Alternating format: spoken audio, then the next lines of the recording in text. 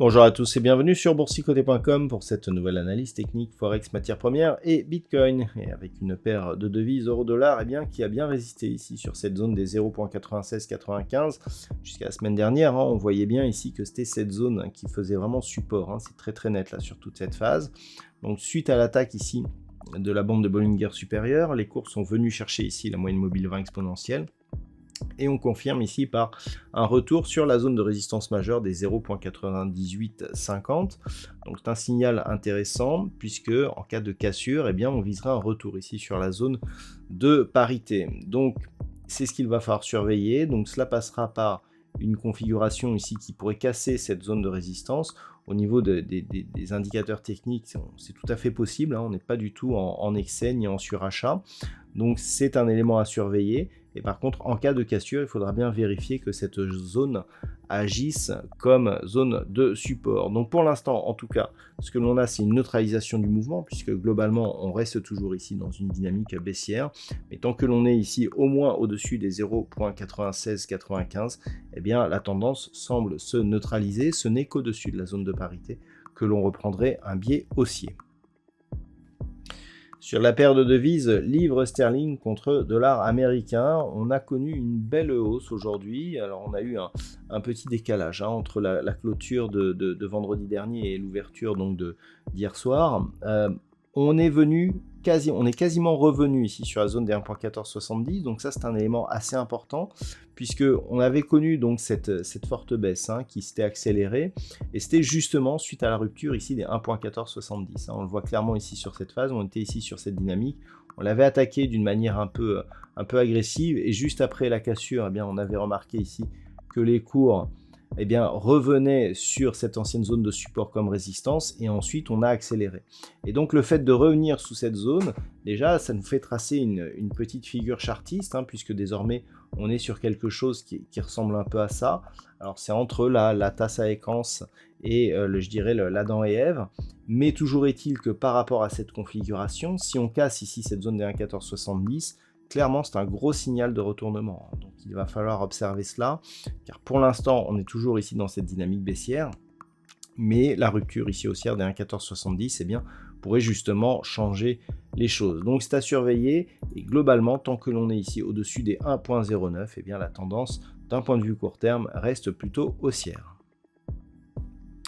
Sur l'or, on reste ici dans une dynamique qui est elle aussi portée donc par un mouvement baissier. La rupture des 1675 $ l'once a été confirmée.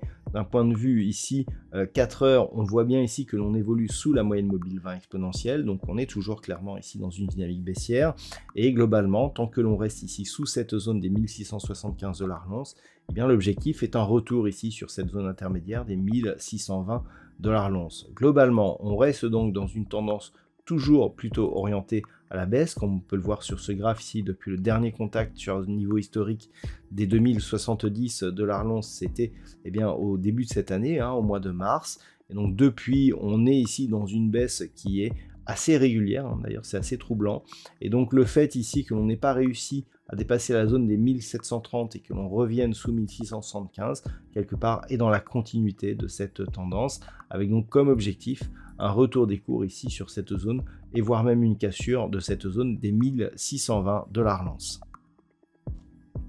Sur le WTI, nous sommes là aussi dans une dynamique baissière. On le voit dans cette unité de temps 4 heures, on a des contacts ici sur la bande de Bollinger inférieure, la moyenne mobile 20 exponentielle agit plutôt comme une zone de résistance. Donc on est clairement dans un mouvement baissier. On revient ici sur la zone des 84 qui était une zone majeure.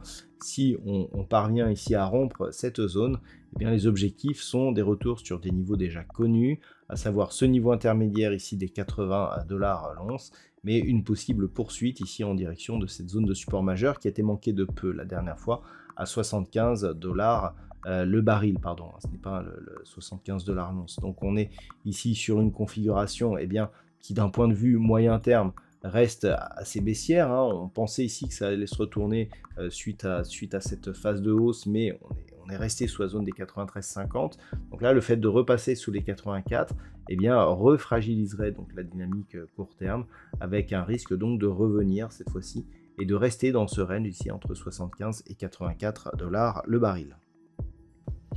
Et enfin, au niveau du Bitcoin, peu de choses à dire tant j'ai l'impression de répéter tous les soirs la même chose sur cet actif. On est toujours donc sous la zone des 20 000 dollars pour un Bitcoin, avec des attaques répétées ici sur la zone des 18 500 dollars pour un Bitcoin, donc toujours une pression baissière qui s'explique d'ailleurs par le manque de rebond technique que nous avons depuis désormais quelques semaines. Le dernier rebond significatif ici, il a eu lieu mi-août.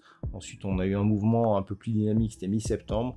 On est mi-octobre et il n'y a plus rien, et donc on est sous la zone des 20 000 dollars pour un Bitcoin. Et je rappelle donc l'objectif que l'on a depuis maintenant quelques mois, en cas de rupture ici de cette zone de support, eh bien on validerait la poursuite de la dynamique moyen terme en direction d'une zone entre 13 500 et 15 000 dollars pour un Bitcoin. Voilà donc ce que l'on peut dire sur l'analyse technique de ces principaux actifs pour ce soir. Je vous propose de passer une bonne soirée. On se retrouve dès demain pour d'autres analyses techniques, toujours sur le site boursicoté.com.